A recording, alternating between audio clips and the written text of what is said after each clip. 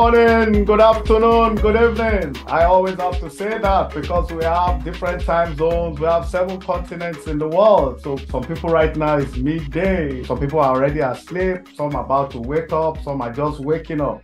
7 continents, 7 billion people, different time zone. Hence, I always have to say that. So for those of you that are just waking up, good morning. For those of you that are during the day, the sun is shining, good afternoon. And for those about to sleep or close to late evening, good evening. This is still Atlanta Discuss. I'm still your host and moderator. My name is Ade Balogun, and today I've gone out of my way to bring another very special guest to you, somebody you're going to really enjoy talking about.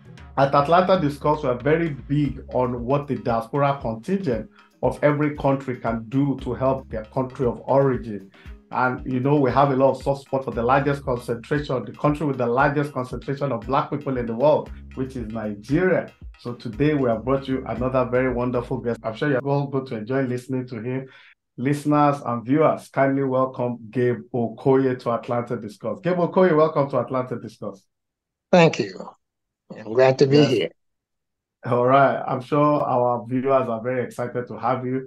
Well, let me just let you know, I'm sure a lot of you know who Gabe is, but Gabe Okoye is a Nigerian American civil engineer, former chair and current commissioner of planning in the Gwinnett County in Georgia State, United States. So on November 8, 2022, during that's the last midterm election, he was elected into Georgia State Assembly and he was sworn in on January 9, 2003. So clearly have a better understanding. He's a state legislator, he's a politician, he's a Nigerian American, he's a civil engineer, he's a very honest man, fantastic pedigree, and he fits the billing. So today, what are we really talking about? We've always said we're big on what the diaspora contingent can do to help their country of origin. We have seen the Indians do it in very measurable ways. You can see how their efforts are tilted towards helping their country. We have seen the Filipinos, do it in the maritime industry. All Filipino sailors pay about 30% of their income to their countries of origin. And we know that most African countries, that their economies have not collapsed as of today, is based on diaspora remittances. But we need to know if the diaspora contingent is not doing well enough for their country. What are the obstacles? What can be done better? And most importantly, it doesn't matter which government is there, whether it's military, whether it's semi-civilian, interim, every country has to move on. The world economy is shaky. But in this case, how can the Nigerian diaspora contingent, especially those domiciled in the United States, the most powerful country in the world, help their country of origin? So once again, Gabe Okoye, welcome to Atlanta Discuss. Well, we always keep the ground running, after the brief intro and all that. So let's go for the jugular as always. Well, let me just say this. I have to congratulate you on your election. I've not done that officially. So Atlanta Discuss is congratulating you. You're doing very well. We're watching you and we're impressed. And I know it's just the beginning of greater things to come. So how has it been thus far? After the election to Georgia State Assembly, has it been? Can you tell us what you've been up to, what you're doing, what past, present, and future? It has been crazy. That's that's my intro to it. It has been so crazy. The thing is, over here, once you are elected into an office, people expect you to deliver. And you have to show that you are worth their vote. And being an immigrant, we have to even do much more so that we can keep earning the confidence of the voters. Because, sometimes people may be reluctant in the beginning, but once they see what you are made of, then you can convince them to keep voting, because it's not about me. It's about the immigrant community, especially it's about the Nigerian immigrant community. Because if I don't do well, it will shut the door for others to come after me. But if I do well, it will keep the door wide open for others to walk through. So that is why, you have to serve 2 or 3 communities. You serve the American community, and then you can't forget, because charity always begins at home. You can't forget where you come from. You can't forget your community. So I still have to also serve the Nigerian community. And then I have to serve the African community at large. So when you look at it, the American-born politician serves the American community, period. But for those of us, you serve your American community, number one, you serve your Nigerian community, and you serve the African community alike. So sometimes, I'll tell you, on a certain Saturday, I attended 10 events in Oh, one day. wow. Yes, Wow. 10 events in one day. The pattern is usually the Americans finish most often by 9 p.m. That's the latest you do an American event.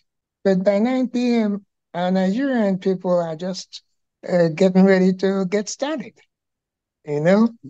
So, and most of our African counterparts are getting ready to get started. So you keep going nonstop until you're about to drop, and then you go home, right?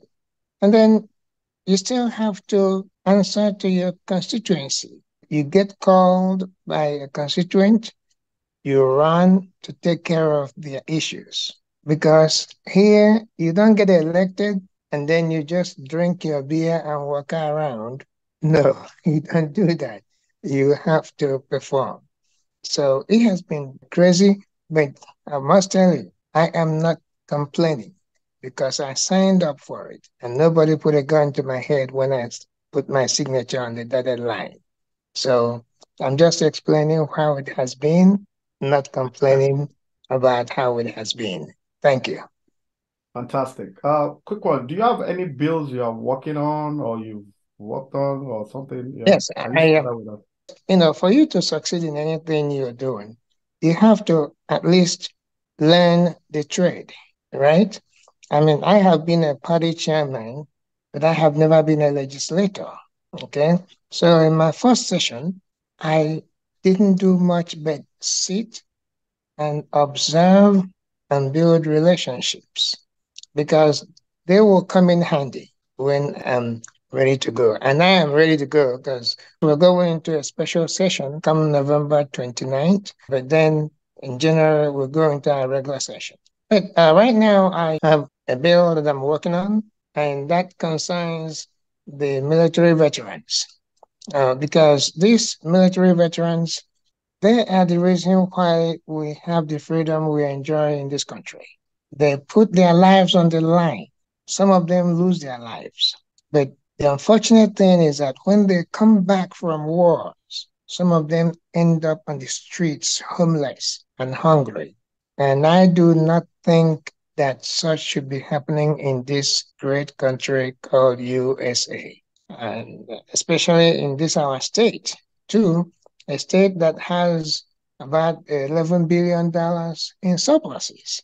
So my bill is to create some sort of cooperative society with the military veterans. So we're going to put an initial huge lump of money into this one purse.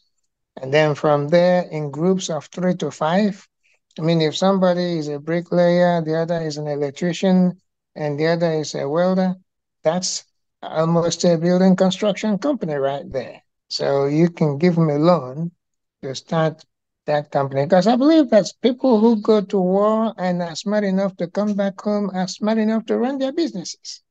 So you give them the loan, they start their businesses, and they will start paying back into that purse so that more veterans will be helped. So that way, hopefully, we'll have none of them in the streets begging for food. That's an abomination, in my opinion. That's one bill. And the other one is local to Gwinnett County, where I live. Taxes went up. I'm sure taxes went up everywhere in Georgia. Property taxes went up so high that the seniors have been crying to me. Many of them are feeling like they're being taxed out of their homes. So, what I'm trying to do is to come up with a bill that will cap their taxes. So, if you're a senior and you're retired, and of course, when you're a senior and you're retired, your income also reduces drastically. Okay, so rather than have seniors lose their homes because of taxes, the taxes will be capped. It will never go up again. Instead, it will come down, but never go up. Or whatever that cap is that you have been able to pay, That's where you will remain for the remainder of your life. So those are the two bills I'm working on right now. Wow, interesting. I see you're very, very, very busy. I like that. And I'm sure you're already planning it very well. You're clearly not going to let yourself down and you're not going to let Africa down. So keep up the good work and we're ready to The, support you in any way possible. the only thing, if I may add, is because my party is in the minority, I Mm. may take this bill to the chamber and the other party will just kill it. It will not even receive a hearing. That's the rule of the game. You just don't know what the other party will do, but I'm hopeful that they will see the value in the bills that I'm bringing. And they may see the value and decide to bring it forward and take my name off it and put one of theirs there. That's the power of the majority party. They can do that. But I don't care about credit. I really don't care about credit. I would want them to take my name off if they want. But the veterans should be taken care of, and the seniors should be taken care of. That's what I care about. Wow, that's highly commendable. I like that. I like that so much. Georgia is purple. So, maybe in the nearer future, with active participation of more Black people, more immigrants, maybe in the future. Because I understand when Jimmy Carter was president, Georgia was very blue. So, which was a long time ago. So it can still come back. It's closed now. Anyway, let's It's go to coming back. Nigeria. Let's go to Nigeria now. I mean, I know you're a member of Nigerian Diaspora Organization. You've done a lot in area of synergy, cohabitation, and getting things done, bringing Nigerians together, leveraging on contact and network. I'm sure that your ability to get all those done is one reason why you're a state legislator now, because everybody was behind you. So Nigerians in diaspora do well individually. There's no doubt about that. There's almost no country in the world from Tahiti, Papua New Guinea, New Caledonia Island. I'm intentionally calling countries that are not even popular, Latvia, Belarusia, Estonia. There's always one, two, three, four, five Nigerians doing extraordinary things, medicine, science, even trading, and for some reason, it does look like we do not do well collectively. Yes, there have been effort to come together. There always effort to come together, but for some reason, the synergy does not go for optimum positivity. Why do you think it's like that? Well, let me go back a little. Yes, I used to be the chairman of Nigerians in Diaspora for the two continents of America. But it may be the one time where there was peace in NIDO. We have to have peace within ourselves first to be able to function and to be able to work with each other. But I understand what you said about some other countries working together collectively and our inability to work together collectively. Now, you have to also look at the factors of tribes, religion. We seem to over amplify those factors in what we're doing. An example, if there's a Nigerian party, I say Nigeria as a whole, as a country, we're doing something to celebrate Nigeria. Even the Independence Day celebration, just look at how many people show up for the country as a whole. Now, I can guarantee you that when my own little village is having a party, more people show up there than you see in the whole Nigeria. That's just the truth. And that tells you a lot about Nigeria. All right. First of all, because of our overemphasis on our ethnicity in Nigeria and our religion, we find it hard to trust each other. And that is one of the things that make it difficult for us to work together. Plus, Nigeria, the country, is an orphan country. Nigeria is an orphan. And I say that because nobody, no group in Nigeria actually cares for the welfare of that country. On the contrary, every group looks for how to maximize what they can get out of Nigeria. None of them thinks of what they can put in. Check it.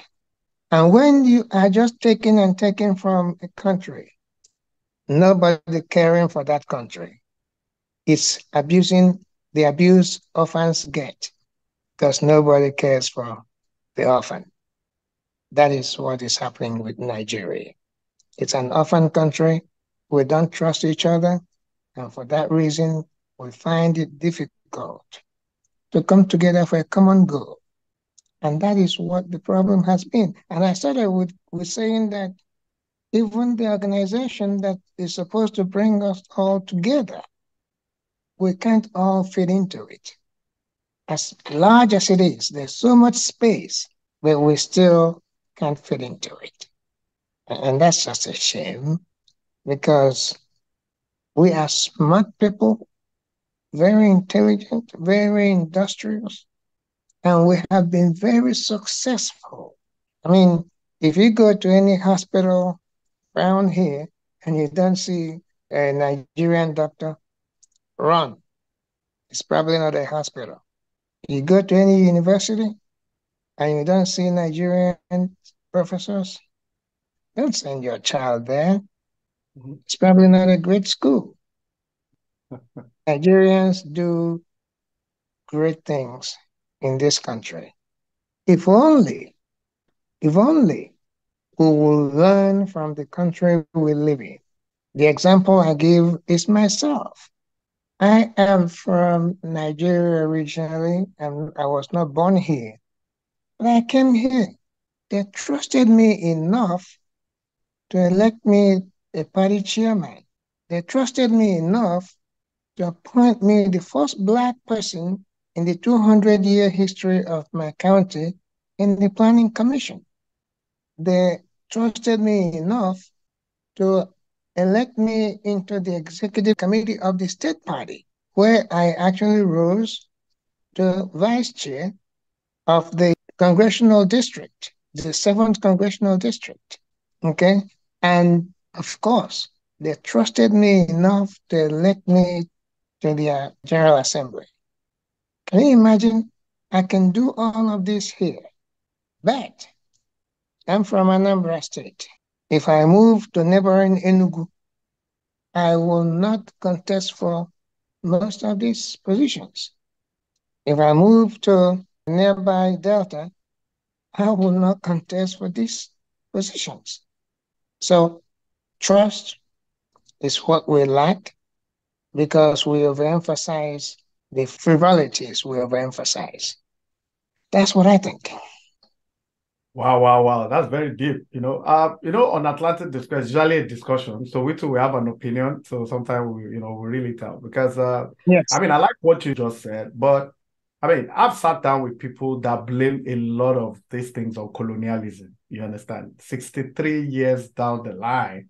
I don't think if you're a 63-year-old man, you can't still be blaming maybe your parents, for example, for whatever aberration or lacunas that's uncovered your life, you understand? But it does also look like we cannot exonerate colonialism in all entirety. Because based on what you said, for example, the tribe, trust, religion, one will expect that people that live in very developed societies like the United States will eschew tribe and, religion and put square pegs in square holes, you understand? Use your Mm, best 11, you always say, yeah. So, mm. but having said that, that's clearly not happening. So back to colonialism. Do you think that, because I fault that constitution, a lot of us fault the current Nigerian constitution because the first line says, we, the people of the Federal Republic of Nigeria, blah, blah, blah. We both agree that there was no time they, the people, or, wrote a constitution. So that clearly means that whatever constitution they have now is not a people's constitution. But if, for example, because I always refer to India now more populous than China. India is the largest democracy in the world. It's also a volatile democracy, but there's never been a Mm, record of a coup in mm, India. You understand? And you can see what the Indian immigrants are doing, Indians in diaspora.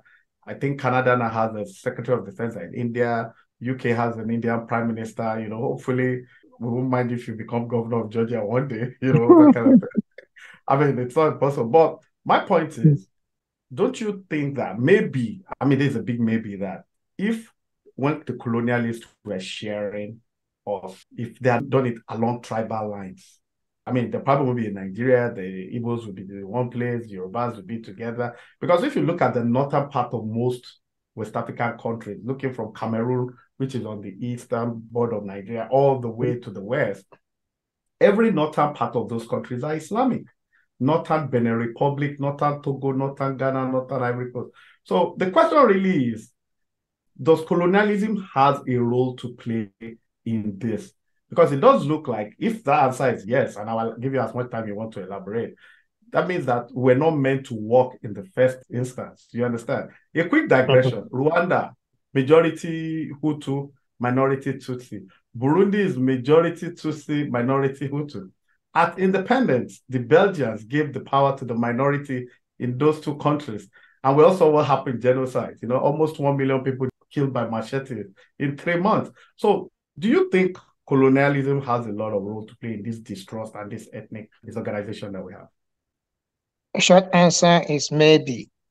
A long answer is this. Yes, there wouldn't have been Nigeria if the colonial masters drew the lines well or correctly. But then it would have been so cut into pieces that some pieces may be not quite viable. I mean, don't look at just Igbo, Yoruba, Hausa. There are, I think, over 300 different groups in Nigeria. So At where do least. you stop? Where do you stop? Okay, where do you stop the line? Are you going to carve out 5 people into one country, and then the other country will be just 2 people, while the Igbo and the Yoruba will be millions of people? You know. So the thing is, there have been countries where they have different languages, different religions, they have coexisted together. You mentioned one, India, Yes. right? India. And is by any measure much larger than Nigeria. Yes, they have their internal strifes, but it has never stopped them from moving forward. They have Muslims in India, they have Hindus in India. Even among the Muslims, you have the Sikhs. They have never stopped moving forward. They have Christians. That's a given. I'm just saying. I just added a few examples. Okay. So, but they have never stopped because they have not laid as much emphasis on those factors as we. So that's the problem. It's where you laid the emphasis. Okay, because the colonial masters did not write our current constitution. The people who regarded themselves as the people, and you see, you think that statement, "we the people," is wrong. Think again. Because the people who wrote it believe that they are the people. So you may see it as erroneous, and they are saying, that's it, we get it right. Because those military people and they were all of the northern extraction, they did that, the constitution, and in their mind, they believe that they are the people. So when you hear "we the people," believe it or not, they claim that. So it's open to different interpretations. And that is why the National Assembly is such that whatever bill the North wants to pass must pass. Simple, right? So the colonial masters did not write that constitution at all. Listen, I even wasted 6 months when I was a delegate to the 2014 National Conference, National Confab. I said I wasted it because that conference produced the best resolutions for Nigeria. Nigerians were so happy. I mean, people were greeting us on the streets. So people were even giving us money. That was how happy Nigerians were with the resolutions we passed for Nigeria. But did it even see the light of day? Was it not put in the dustbin? And meantime, this is something I left my family and my business and went to Nigeria for 6 full months. And next time you would expect me to respond to such a call again. So that's Nigeria for you. Well. Once a patriot, always a patriot. But you see, one of the reasons why I reference India, it's that Nigeria is a Commonwealth country. I mean, because we Mm-hmm. were colonized by Britain. And from my own research and study, I did find out that there are about three countries that have some similarities with Nigeria, who Mm-hmm. today have been broken into one, in some cases, three countries. Mm-hmm. The India I reference, India being one. yeah, India being India, one. well, yes, being one, yeah. From India, Pakistan broke out, then subsequently Bangladesh. Bangladesh, yes. Yes. Yeah. So what you call Malay back And then, hold on. There's yes, sir. another agitation by the Sikhs to Hmm. have their own country Country. cut out of India. That's happening now. So maybe who knows? India Who might knows? break again. Eh? Okay. It's a large country, largest population in the world. And what amazes me about India is that despite the volatility, there's no record of any coup in India. Even when No. Rajiv Gandhi, I mean, Indira Gandhi was assassinated. Subsequently, when the son came in, he was also assassinated. So after India, we used to call Malay, which later became Malaysia and Singapore, another Mm-hmm. Commonwealth example. Then we move closer to Africa. We have Sudan, which Mm-hmm. is north and south now. So, Mm-hmm. I mean, it does look to me that, well, one out of every four sub-Saharan African is a Nigerian, and maybe even if we don't break, if we have a confederal structure like we had Yep. immediately after post-independence, I don't you think that will all go well?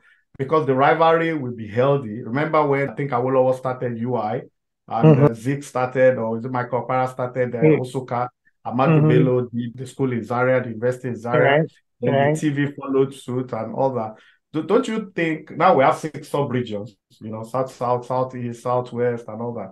Don't you think if those six sub-regions can be run at confederal level, because it does look like the power at the center is too much? Or That better was put, how do you think we can actually get out of all this morass? Let me just put it that way. that was our recommendation from the national conference that I just cited a minute ago.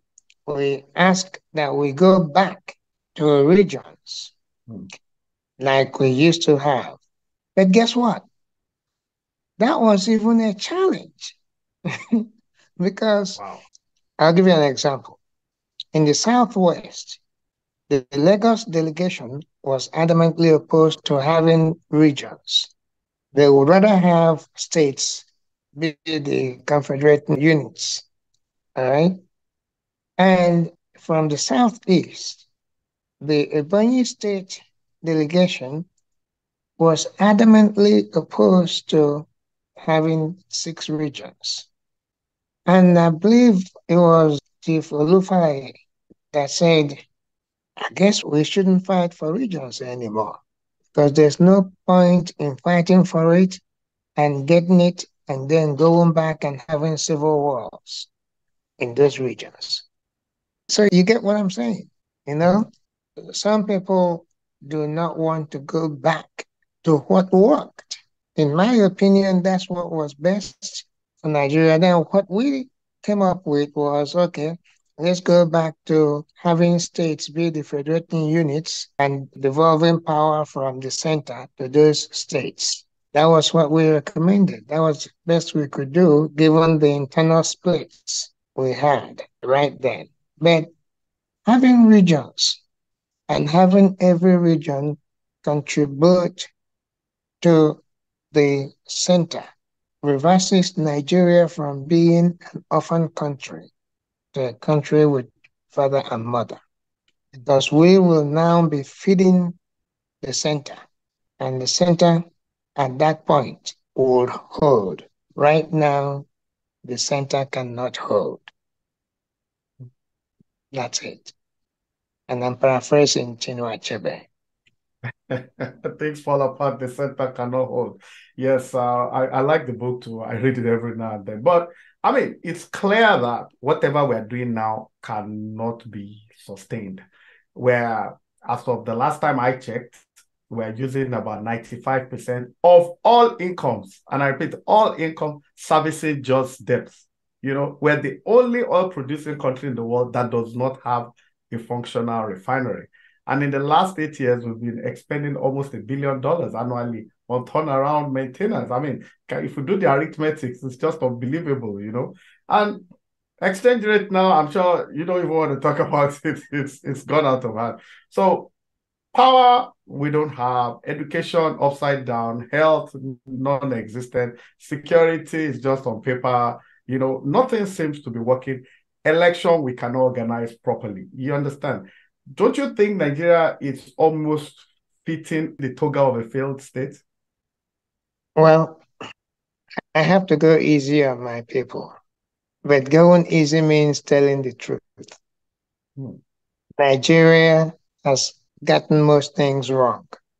And until we realize that we should be asking questions about our candidates running for office, just like I was asked questions tons of times when I was running for this office.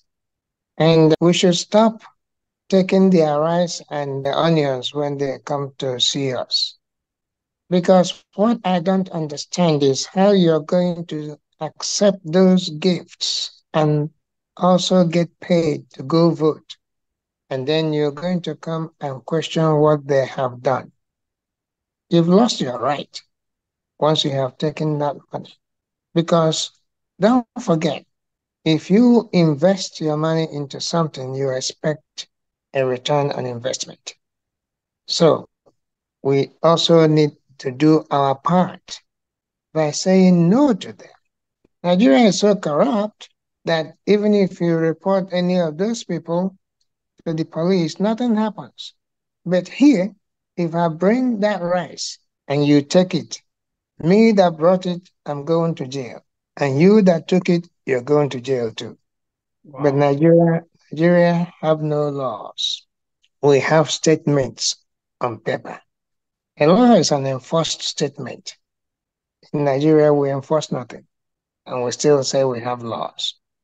It's just like you see on Nigeria roads, there are speed limits posted, and people are clearing their speedometers.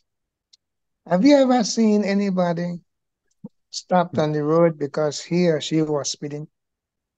But there are speed limits posted. So it's not like Nigeria, we don't have laws, we have statements that are not enforced. Until we enforce them, we convert them to laws. All right. So, first thing we must do, because it's not about politicians alone, the masses also have a responsibility to helping Nigeria get it right. They have a responsibility. They can refuse that 5,000 or 3,000 or 2,000 before you get home is gone. But you have sold your right. And those politicians know it. They know it. So first, the masses have to help to get Nigeria straightened up by voting for the candidates they believe will best serve. May not be the best qualified, but best serve the country, right? And then, just like here, I hold town hall meetings every quarter to brief my constituency on what I have been doing. And they get to ask questions, and I get to answer their questions. I just had one on the 18th of this month. The next one is coming up on January 24th. So every quarter, I have to sit and be asked questions and answer to them, and also tell them what my plans are, and get some other people to also tell them what's going on in the district. Okay? Which of the Wow. Nigerian politicians do that? Nigerians can demand. See, I think we were under military rule for so long that we forgot how to be under civilian rule. We still think we are under military rule. The Nigerian presidents, we don't have civilian presidents. By their actions, they are mini gods, which is what the military heads of state really are. By their actions, they are mini gods. You can't come up and start threatening people and saying this and saying that. You are actually the servant. One thing you know in this country is when you are elected, you are serving. The people who voted for you are actually your bosses. Each one of them is your boss. In Nigeria, it is the other way around. People vote for you and you lord over them. That That's we have to stop. I like that. You said you go easy on your people, so you didn't really answer my question, but about whether it's Oh, a failed state or not. Yeah. oh, okay. Well, it's trending toward that. Mm. And it's gotten to where it will be a free fall Mm. sooner than later if we don't start changing things around. That's what I Okay. think. I agree with you. That's our opinion too. If nothing drastic is not done in the immediate, it's already spiraling out of order, actually. So we're still on Atlantic Discourse. We're talking to Gabe Okoye. He's a state legislator in the state of Georgia, United States. He's an American Nigerian. He's a civil engineer. He's a patriotic man. He's saying it as it is, and that's all we do here. Because you know, at Atlantic Discourse, we embrace all facets of humanity to disseminate positive news in a world filled with a lot of bad news. We just say it the way it is. We give a voice to the unheard. We balance the information equation. We search and discuss the facts wherever it leads. We try and combine the best of the human race, to get the best out of mankind. We serve as a bridge between the developing and the developed world. And we discuss IT, politics, faith-based issues. We just don't shy away from the fact. It doesn't matter what the topic is. So we still have Gabe here. He's a busy man, I know. We just squeeze some time off it. So we still have one or two questions because what I want to ask you that in all this ensuing Mili, Nigeria this, Nigeria that, do you think, despite all the aberration, bad constitution, bad this, bad that, do you think if we have very good leadership, solid good leadership, because from the example you've given, people don't obey traffic light, people don't obey speed limit, people are corrupt. If we have a leader that actually exemplify what a society should be, do you think that would make a difference? That's one. Because I have to put the second one B, which is that it is difficult for that kind of person to actually become president. I know, because the cost of running primaries and all that, Nigerian politics is expensive. But my question is, if for one reason or the other we actually get a good leader, do you think it will change all of this? Yes, and I will tell you why. And to me, it's actually simple. It's Mm. actually easy to do that. You have to look at the characteristics of the people. Most Nigerians are actually cowards, but if you look at their bravado, you would not believe it. And here's what I mean by it will be easy. See, all this time you've been hearing about corruption, corruption, corruption in Nigeria. How many of those people, you hear that this many millions of dollars were found in this person's home, or that this person embezzled the pension money for a group? But what you never hear is that any of those people went to prison for it. Mm. I will stand here and tell you that all it takes is the courage to put one or two such persons in prison, and everybody will sit up. And all it would take is to catch Engineer Balogo driving 200 kilometers per hour on the roads of Nigeria and put him in jail for 3 days and make sure that That's not a good everybody. example. It's not a good example. Oh, God. you know, Uh, but you know what I'm talking about. I know. I was just being Just funny. to put somebody in jail for breaking the rules, or put one of the politicians campaigning in jail for bringing those bags of rice and onions and stuff. Like I told you here, I'll go to prison if I did that, right? So all there is make an example. Do you want to tell me that those people who lived during Idiabo, and I mentioned Idiabo specifically, somebody was the head of state, but that person was a non-factor. Even most people didn't know Idiabo wasn't the head of state, right? People were afraid to do certain things they were not supposed to do because you paid the consequence. You paid the price for doing what you're not supposed to do.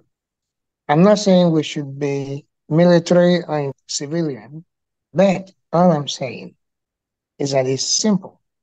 Put even this bribery that is being done over the table, covertly, overtly in Nigeria today. Bribes are nothing. I mean, even police will be there and you'll be discussing how much the bribe will be, and the police will say, give me my own car to, you know? So all I'm saying is you make an example of a few people and use the media to publicize what has been done. Everybody will take notice, be on their best behavior. The reason why we are on our best behavior in this country is because we see the results. You misbehave and you're heading to the True. slammers.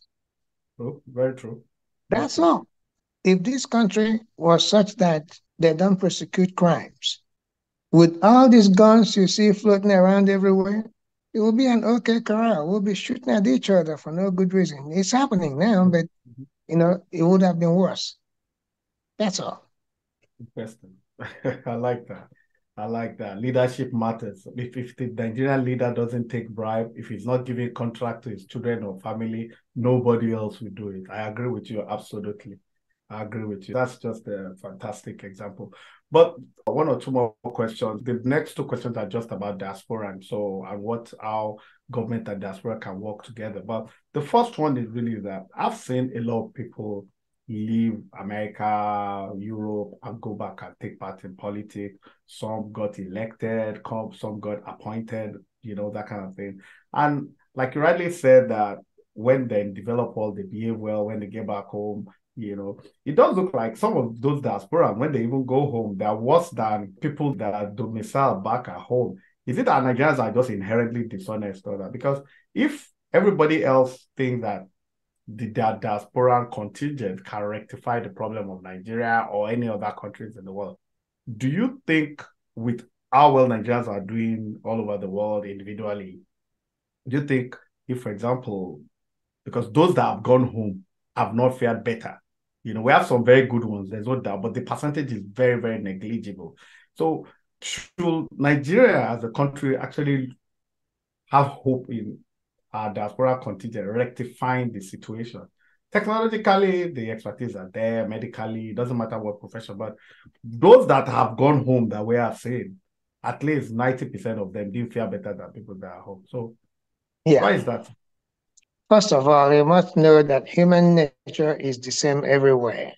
It's laws that checkmate their rascality. Hmm. That's number one. All right? When somebody is here, like I said before, we behave and toe the line because once you go out of order, you are paying the price for it. Simple. So they live here and they go to Nigeria, and it's a country that is lawless. What do you expect? That's sadly so. Sadly so. You know, I Yeah, but know that from Anambra, the governor that has been the worst was one that was here for some time. hmm, And Peter is cited as a very good governor. Chris Ngige, cited as a very good governor. Which of them schooled here? hmm, None. But the worst one, he's late, so I'm going to spare his name. He just died not, you know, long ago. The worst one was here. So what I'm saying in effect is human nature, whether in Nigeria or here, is the same really. But where you have the freedom to just do as you please, and get away with it. And do as you please and get away with it. I mean, look at Nigeria today, kidnappings and everything, and people pay ransom and they kidnap the next person, and the police never finds them. Why do you think it's going to stop? But here, of course, sometimes when you kidnap, nobody pays you any ransom. You know, if you feed that person for long enough, you get out of here. You know, if before the police finds you, because the police are going to find you. You know, but I think Nigerians have deliberately kept it that way because the criminals that control what happens in Nigeria will be out of business once somebody who means well for the country is elected into the presidency of that country. So they will make sure that such a person doesn't get elected. So let me ask you this now. What are the core areas the Nigerian diaspora contingent can work positively with any government of the day in Nigeria, despite all these lacunas, aberrations, shortcomings, I mean, there has to be synergy. Doesn't matter, even if it's a military government. What are the areas that, let's say, NIDO, for example, can, I know you're a member, you're one of the pioneers and all that, but let me use diaspora, but I have to put NIDO. How Yeah, can they work with government of today, yesterday, day before yesterday, and government of the future? Because these problems are not going to go away in 5, 10 years from all indication, and there has to be it's, synergy. Nigeria has to it's, benefit from its diaspora.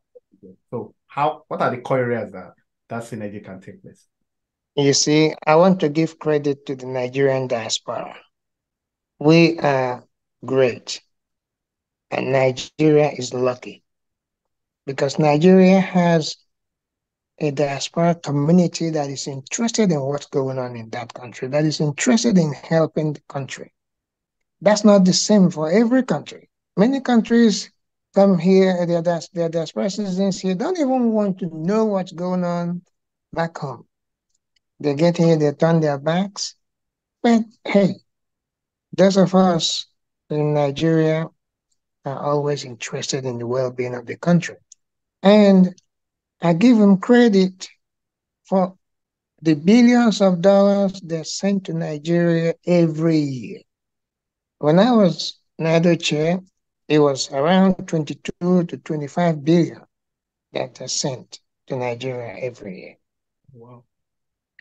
In my language, we say that if the lizard falls from the top of the Iroko tree and looks left, looks right, nobody is saying, well done. He will nod his head and tell himself, well done, and keep moving. So I'm telling my fellow diasporans, well done. We have been doing well. We have been doing great things for Nigeria. Here's the problem, though. Does Nigeria actually want us to help? That's a good question. You see, does Nigeria actually want us to help? Because you can't help somebody who doesn't want you to help. You can't effectively help them. You may try to, but you can't effectively help them. It takes two to tango. You know, I even went to Nigeria to the Senate and made a presentation about diaspora voting. That was in 2012, right? They listened to me, and after that, what happened? Trashed it. Do we have diaspora voting till date? No. But we have been fighting for it all this while. We fought for Nigerian Diaspora Commission. They granted it and then immediately Nigerianized it. What do I mean? I mean, she's a great lady. Abike Dabiri is the chair. Basi Sule is the secretary. Who are the board members? Who are the board members? Right? And I say it was Nigerianized because leadership makes a difference. In my opinion, the person to lead such a commission should be somebody from the diaspora, somebody who lived the experiences. And the officers, for the most part, should be drawn from the diaspora. In the board, yes. You bring in some Nigerians that are domiciled at home and some that are from diaspora. So we can have a mixture of ideas and synthesize from there the best approaches. All right. So, but in an effort to limit our participation in the government, even that commission could not even be ceded to the diasporans to manage. I don't know what it is, but if you ask me, it appears that they are afraid of something. I don't know what it is they're afraid of from the diaspora. Okay? We want to help, but here's the problem. You mentioned some countries before, Singapore, Malaysia inclusive, India, China. These countries were poor countries before not too long ago. China was a very poor country. It took the involvement of their diaspora communities to get them to where they are today. If Nigeria really wants to spring forward, they need to get the diaspora involved. Now, that's one end of this discussion. The other part is the masses themselves. Nigerians in diaspora have many of us have tried to establish businesses in Nigeria. Let me make a blanket statement. If Nigerians were honest people, there will be no unemployed youth in Nigeria today because those of us in the diaspora would each would have started small businesses here and there and grow it to medium and mega sized businesses. But once you try that, they will dupe every penny out of you. And you will even have to mortgage whatever house you have back there to come back here and start all over again. The Indian culture, they will take care of that business for you if you establish one in their country. I have so many Indian friends. Now we have a lot of a very vibrant Indian community here in Gwinnett County. And do you even know? That's why you cannot find an Indian by the street corner begging for food. They will come together and help you establish a business once you come here. They have many businesses. And the Koreans do the same. They have many businesses. I want us to copy them and do the same. But I want the people at home to know that if you embezzle this person's money, it's money that comes easy. It always goes easy. Tomorrow you'll be hungry again, and you're not going to find that business to dupe again. You're going to go back into the line of the unemployed. I speak also from personal experience, and most of us will have that kind of experience. If only those young kids and generally the people at home will manage businesses that our diaspora people have started at home. Because you, many times you started, you're still living here because you want to make both ends successful. But when you don't get support from those people, the business goes down. That Wow. is unemployment. So it takes, like I always say, it takes two to tango. The people at home need to up their own game. And Yeah. then, because we can help in every aspect of the economy. Those of us in diaspora can do that. But the Nigerian government has never sat down to say, how do we work together to make this happen? Okay? For instance, if you really want to do business in Nigeria, you're going to worry about how you get power, how you get water. Must you sink a borehole? I mean, how you get the infrastructure that you need to be successful. Now, the government, if they listen, can decide to have simple substations in certain zones and say, okay, come here, build your business here. We'll make sure you're guaranteed 24-hour power supply. Then they replicate such zonal infrastructure in many different areas.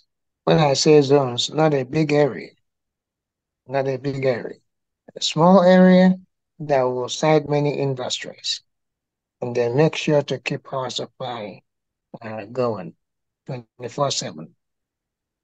Because they have a responsibility. If you're going to spend all the money buying fuel for your diesel, your products will be unaffordable in Thank Nigeria's you very economy much. today. That's it. Thank you so much. You've spoken so well. We have to release you, but I'm not going to let you go without asking you this question about the last election in Nigeria. I mean, there's been a lot of hues and cry. Over 3 billion voted, poor technology this, forged certificates, a lot of facts are out there that are undisputed and all that. So I'm not going to put it to you like a question. What's your general overview of everything that's transpired, considering all the stigma that comes with the current president and what it portends for Nigeria going into the future? Well, when I heard about the transmission problem for the presidential results, and it's still the same system that they used for the senatorial election results, right there, I knew Nigeria is up to the game they know how best to play. Right there, I knew how it was going to go.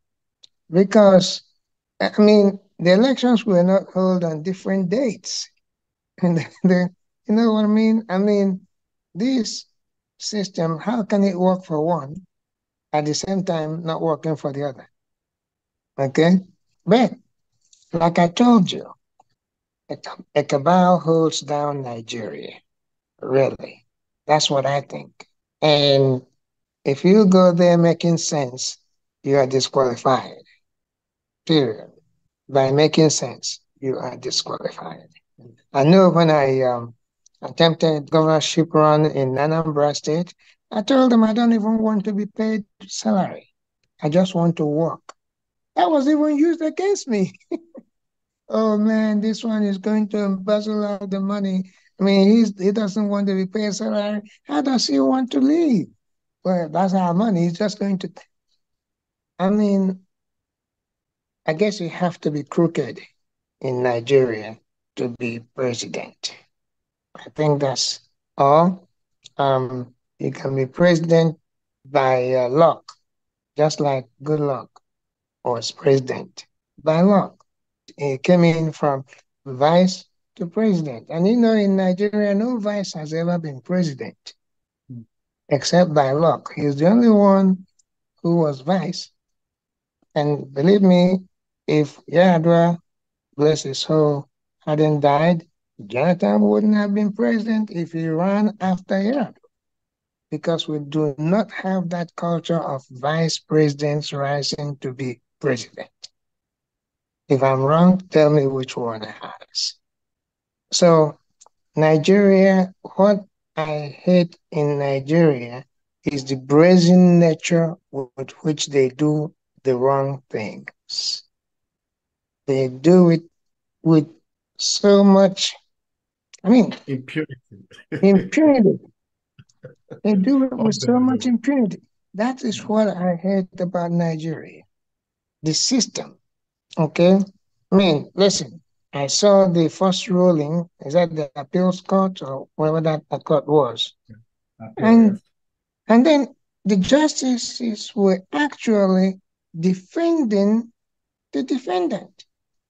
I'm like, no, you guys are supposed to just, whether right or wrong, you should just read your finding, your verdict. That's all. That's what, and I've never seen that where a judge will be defending a defendant.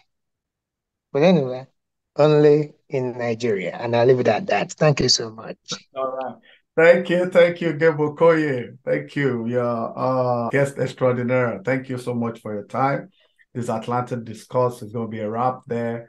To recap, well, Nigerians in diaspora are ready to work with Nigerians at home. I think the first step is to compose the NIGERIAN board, and it shouldn't be a monopoly or a sole administratorship.